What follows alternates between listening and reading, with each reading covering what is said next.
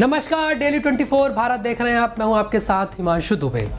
प्लासी की लड़ाई जीतने के बाद अंग्रेजों ने बंगाल, बिहार और उड़ीसा पर अपना दबदबा बना लिया था। अंग्रेज भारतीय संस्कृति में दखलंदाजी करने लगे, भारतीय साधु संतों, किसानों और मजदूरों पर अत्याचार करने लगे थे।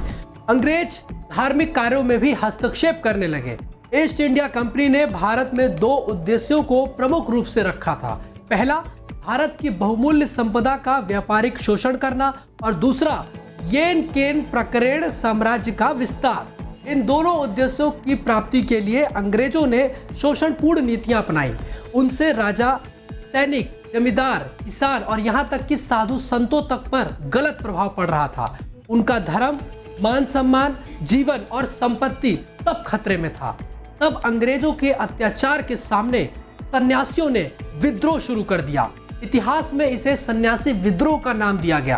तो हम इस वीडियो में आपको सन्यासी विद्रोह के बारे में बताएंगे, तो अंत तक हमारे साथ बने रहिए। साल 1857 में अंग्रेजों के खिलाफ विद्रोह से करीब 100 साल पहले यानी कि 1763 में भारतीय साधु संतों ने अंग्रेजों के खिलाफ विद्रोह किया था। ईस्ट इंडिया कंपनी की दमनकारी नीतियों से त्रस्त होकर यह विद्रोह किया गया था। अंग्रेजों की सामाजिक और आर्थिक नीतियों के खिलाफ किसान, मजदूर और सैनिक भी उस विद्रोह में शामिल हुए थे।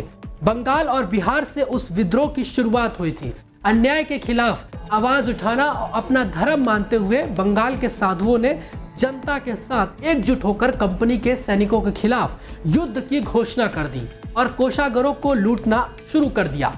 ईस्ट इंडिया कंपनी के गवर्नर जनरल वॉरेन हेस्टिंग्स ने इस विद्रोह को सन्यासी विद्रोह नाम दिया था और इसे हिंदुस्तान के यायावरों का पेशेवर उपद्रव और डकैती बताया था। कई दूसरे इतिहासकारों ने भी वॉरेन हेस्टिंग्स के इस कथन के साथ सहमति जताई थी, लेकिन सरकारी दस्तावेजों की पड़ताल करने से यह पता चलता है कि यह ब्रिटिश पूंजीवादियों और हिंदुस्तानी जमींदारों के खिलाफ किसानों का विद्रोह था।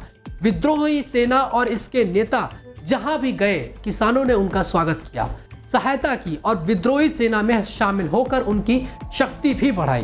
भारतीय सरकारी इतिहास और गजेटियर के रचयिता सर विलियम हंटर ने लिखा है, सन्यासी विद्रोह दरअसल किसान विद्रोही था।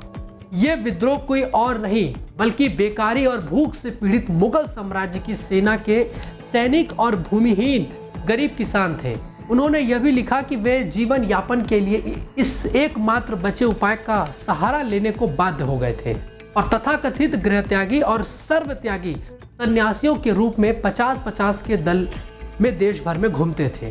ब्रिटिश प्रशासक ओमेली भी इस बात की पुष्टि करते हुए लिखते हैं कि ये विद्रोही ध्वस्त सेना के सैनिक और सर्वहारा किसान थे। इस विद्रोह में मुख्य रूप से 3 शक्तियां शामिल थी। पहली, बंगाल और बिहार के कारीगर और किसान, जिन्हें ब्रिटिश पूंजीवादियों ने तबाह कर दिया था। दूसरी, मुगल साम्राज्य की भंग सेना के बेकारी और भूख से पीड़ित सैनिक, जो खुद किसान परिवार से थे। और तीसरे, वे जो सन्यासी और फकीर, जो बंगाल और बिहार में बसकर कृषि कार्य करने लगे थे। किसान इसकी मूल शक्ति थे। सन्यासियों और फकीरों ने आत्म बलिदान का आदर्श और विदेशी पूंजीवादियों से देश की स्वतंत्रता का लक्ष्य निर्धारित किया।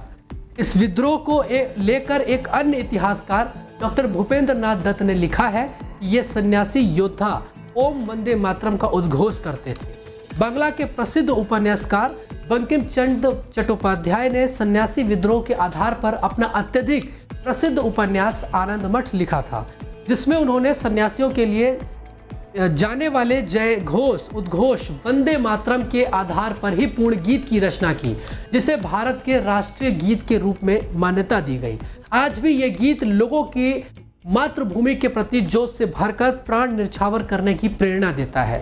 सन्यासी विद्रोह 1763 से 1800 ईस्वी तक चला। सन्यासी, किसान, सैनिक और मजदूर उस विद्रोह में अंग्रेजों के खिलाफ संघर्ष करते रहे और अपने अधिकारों की लड़ाई लड़ते रहे। तो ये थी सन्यासी विद्रोह की पूरी कहानी। तो आपको ये हमारी रिपोर्ट कैसे लगी, आप हमें कमेंट्स करके जरूर बताइए। फिलहाल अभी के लिए बस इतना ही। बाकी देश और दुनिया की तमाम बड़ी खबरों को देखने के लिए आप देखते रहिए डेली 24 भारत। नमस्कार।